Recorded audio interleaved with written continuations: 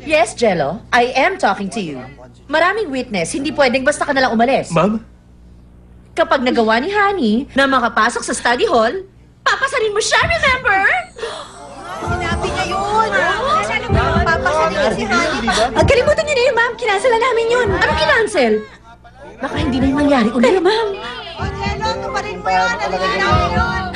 Hindi niyo na kailangan gawin yun. Nung sinabi mong mag-aaral kang mabuti, hindi ko yung pinansin. Sorry, advisor mo ko pero hindi man lang kita natulungan. Ipinagmamalaki kita. Dahil sa'yo, bumalik ang pride ko bilang teacher! Patay! Jello, kung talagang tunay kang lalaki, tumupad ka sa kasunduan. Pero cancel na po yan, ma'am. Gawin mo na. Cancel mo yun. Huwag makialam.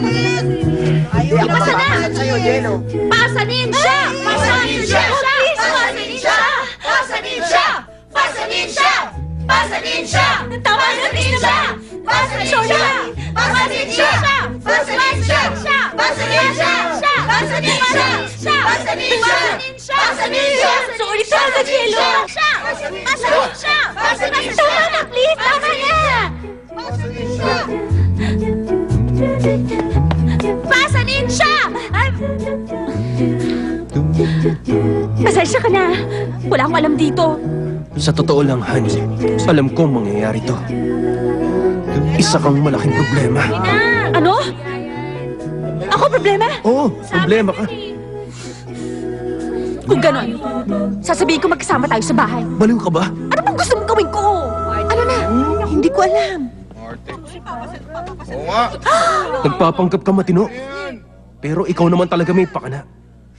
Ang babaeng kaya mong kinaiinisan ko sa lahat. Ano? Yabang mo naman? Sumakay ka na. Ayoko nga. Huwag ka na maarte dyan. Pagbibigyan na nga kita sa gusto mo eh. Sinabi na ayoko eh. Bitiwan mo nga ako. Bitawan mo siya! Ha? Hindi ko nga. Galit yan. Anong ginagawa mo? Bitawan mo siya kung ayaw mo masaktan! Ba't talagang... Bitawan mo siya! Ikaw na naman? Oo, ako nga! Lagi naman. Mayani, narinig ko lahat. Grabe, masyado mo akong pinasaya. Ha? Patawarin mo ako ha, kung hindi ako naniwala nung sinabi mo sa akin mag-aaral ka. Babawi ako! Papasanin kita sa likod ko at tatakbo ako sa school natin! Halika na! Pati ba naman ikaw? Halika na! Sakay na! Dito ka! Opo talaga! Ay! Bitawan mo siya! Boys! Yan!